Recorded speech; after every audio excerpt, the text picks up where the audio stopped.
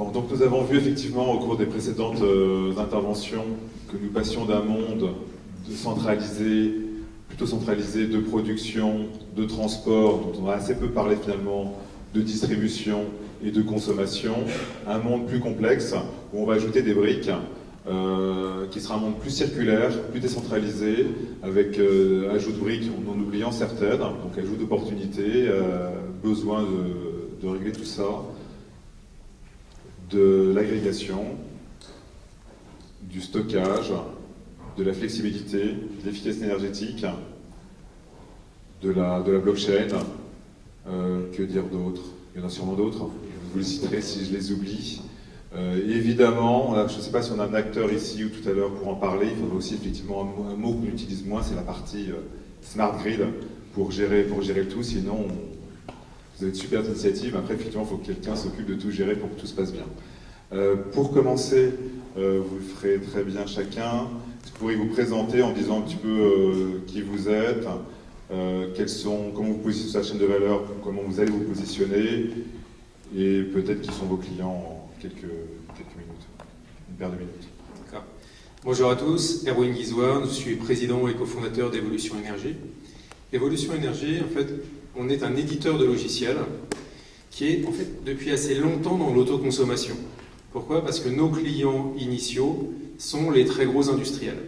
Donc on est le système par exemple de Total, d'Air Liquide, d'Ineos, d'ArcelorMittal, de BASF, ce genre de gros acteurs qui sont les plus gros consommateurs mondiaux, qui déjà en fait sur des parcs industriels en fait achètent et revendent de l'énergie à leurs voisins, qui sont des gros aussi, et de plus en plus deviennent indépendants sur leur fourniture d'énergie.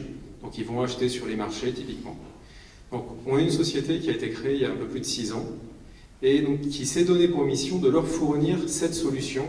On va dire qu'il y a une solution, pour utiliser les mots à la mode, big data, global, et sur toute la partie transaction énergétique, et qui fait aussi du smart grid. Donc ça, c'est notre genèse. Et de plus en plus, en fait, on a été poussé, on est rentré, on va dire, sur le domaine du distribué et du résidentiel. Pourquoi? Parce que l'autoconsommation qu'on entend aujourd'hui, c'est l'autoconsommation, comme le disait Thierry Leberc, entre voisins. Donc aujourd'hui, on a plusieurs démonstrateurs en fonctionnement.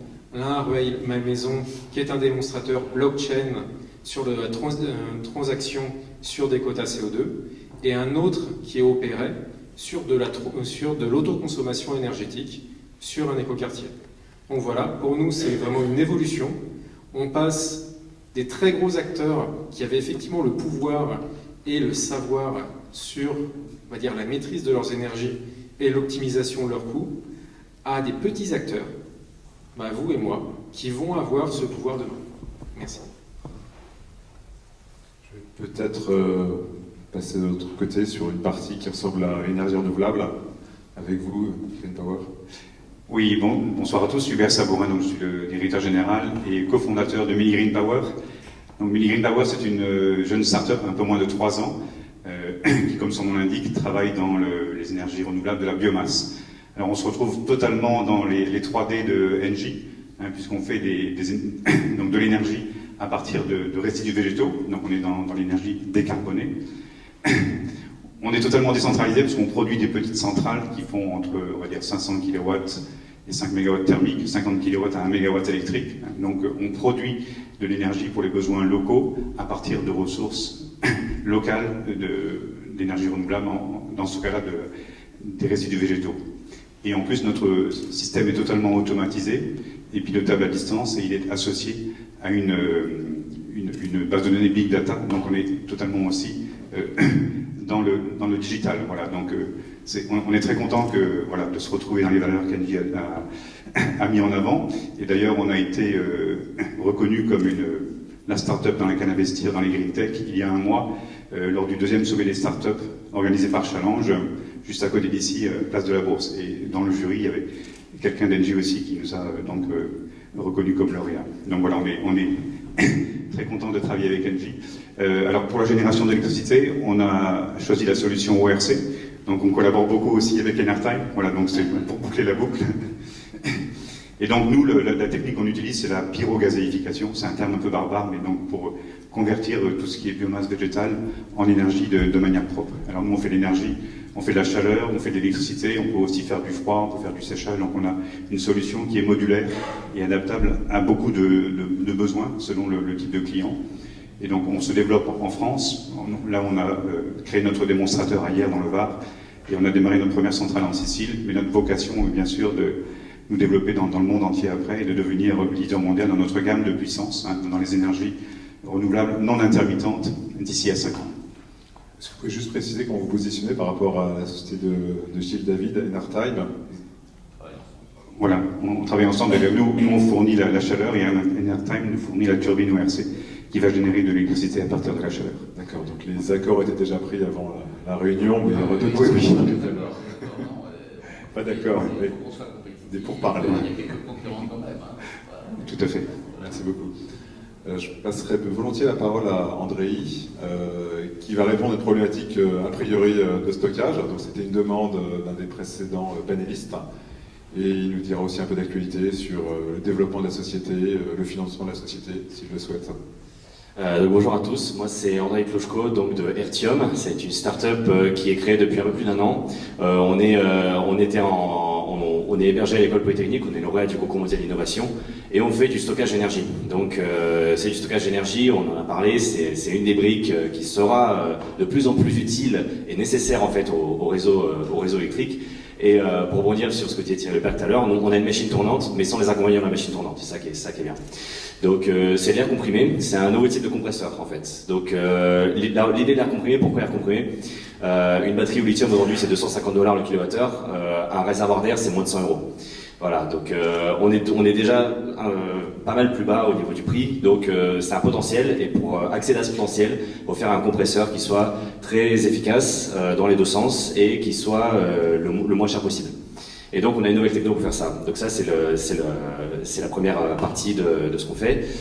Donc le produit, ce sera un conteneur à destination des usines dans des pays réunissant plusieurs facteurs en même temps. Donc il y a d'abord l'électricité qui est chère, le solaire disponible et pas cher, et éventuellement une mauvaise qualité de courant, ce qui fait qu'ils ont déjà des onduleurs qu'on va remplacer avec du stockage.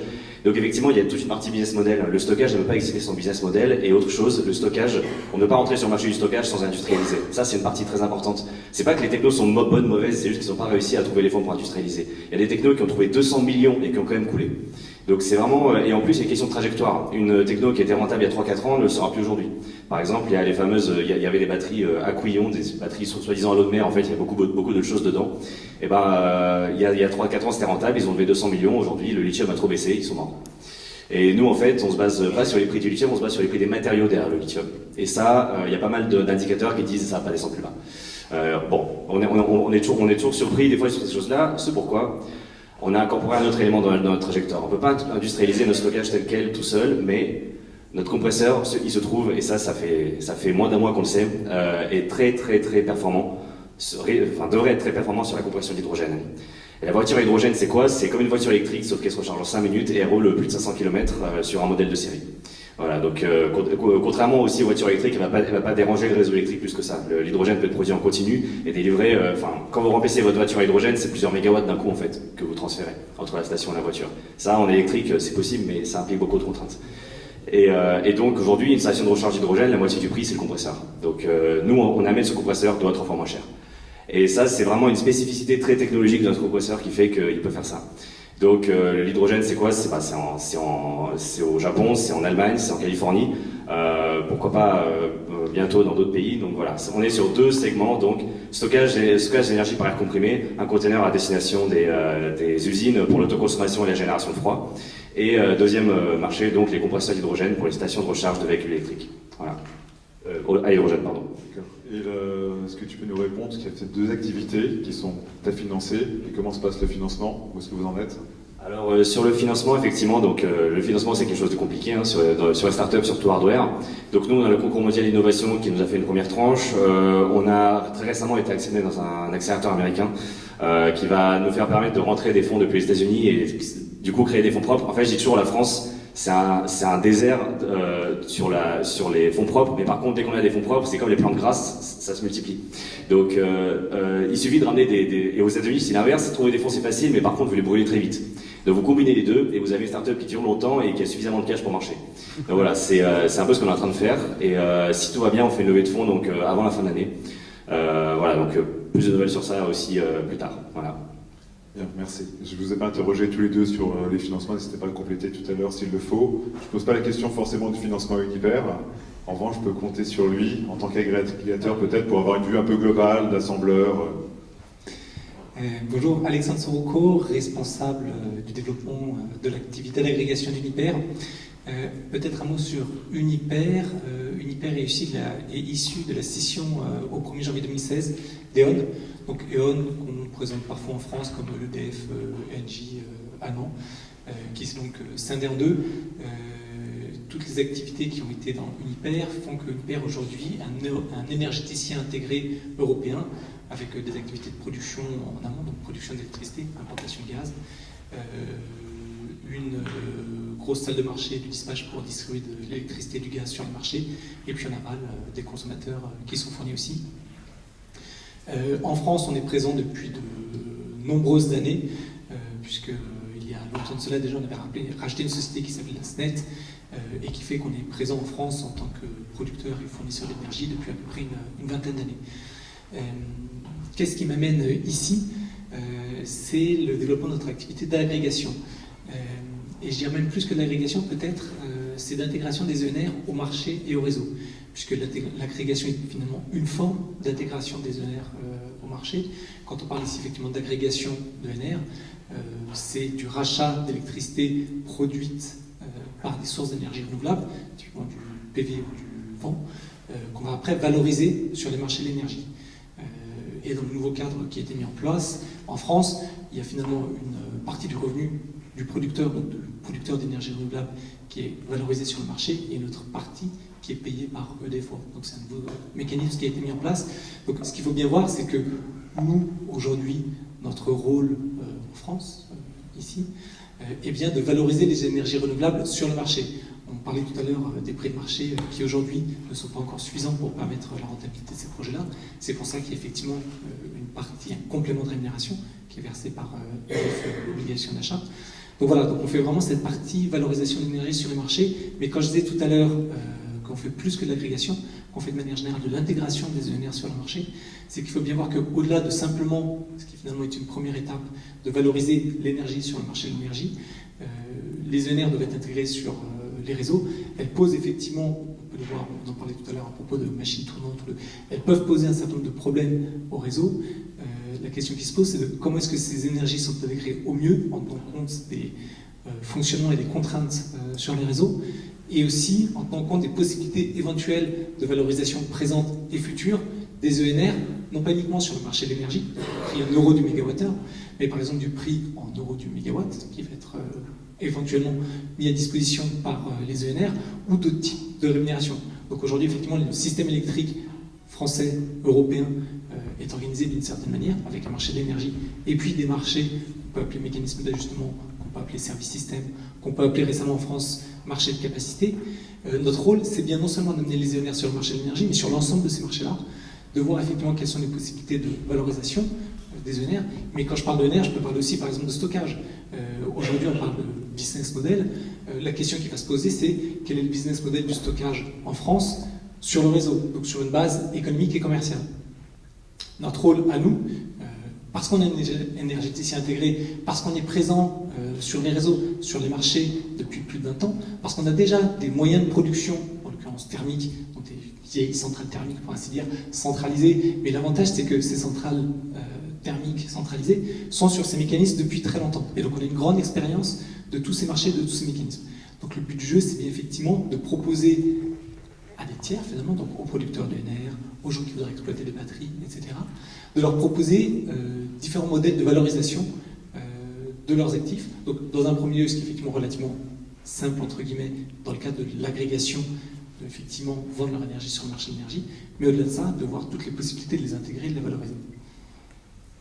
Par rapport aux différents acteurs qui sont là, ou qui sont passés avant, ou qui vont intervenir après, est-ce que vous travaillez avec tous ces acteurs, ou vous travaillez avec d'autres acteurs Alors, particulièrement? aujourd'hui, pour nous, le plus naturel est de travailler avec des producteurs d'ENR, PV, éolien, hydraulique, biomasse, donc tout type de producteurs d'électricité.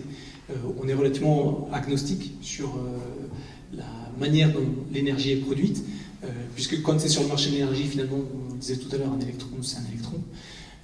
Après, quand on se place sur, par exemple, les services systèmes, il va y avoir effectivement une question de machine tournante ou pas. Donc, est-ce qu'on fait des services système tension, des services système fréquence sur le marché de l'ajustement, sur ces marchés-là, la question de la technologie et des typologies de technologies se pose. Donc, on a vocation vraiment à travailler avec toutes les personnes qui aujourd'hui produisent de l'électricité. Y compris ceux qui produisent du stockage? On discute avec des gens qui font du stockage. D'accord, je pense que l'appel est passé.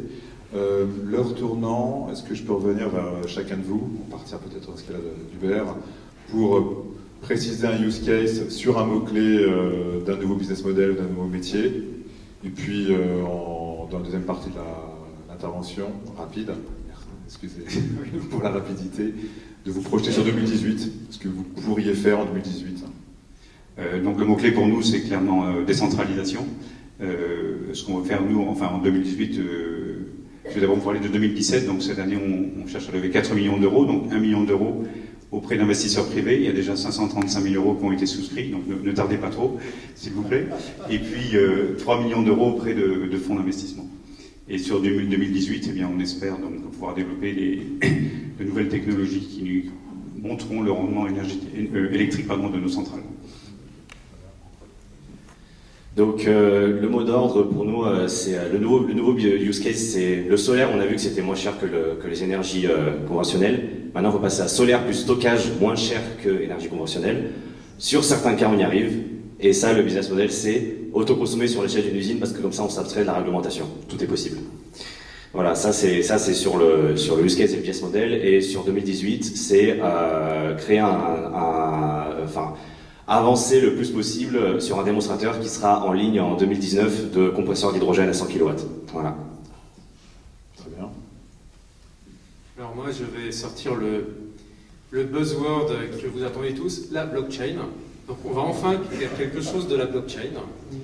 Donc on a sorti en mars 2017 le premier projet Green Blockchain au monde, en partenariat avec General Electric.